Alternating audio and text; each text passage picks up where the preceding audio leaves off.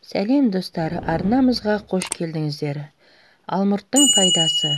Алмұрттың құрамында Б тобындағы барлық дәрумендер, сонымен қатар С, П дәрумендері көптеп кездеседі. Басқа жемістермен салыстырғанда алмұртта мырыш, бал, ванадий, молибден, никель, фтор, йод секілді пайдалы элементтер көп. Оның жазғы сорты марганецке, ал қысқы сорты темірге бай. Алмұрттың жапырақтарында фенол болады. Бағзы замандарда бұл жапырақты жұлып, саңырауқұлақ ауруларының алдын алған және тері қабынуының алдын алған.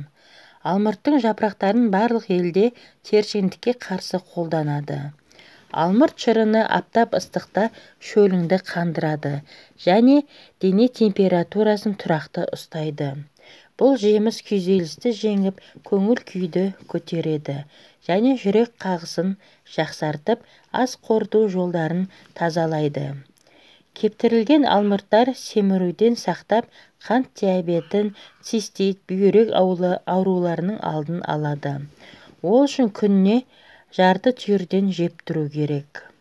Іш өтіп ауырған кезде алмұрт кеселі өте пайдалы. Оны әуелі жинап, кептіріп, қағазға сақтап, салқын жерде ұстаған жөн.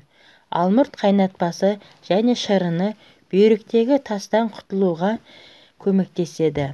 Оны күнделікті уақытымен пайдаланып, тастан біржола құтылуға болады.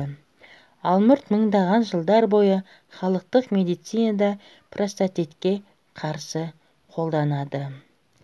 Сіздермен бірге болған пайдалы ақпараттар каналы.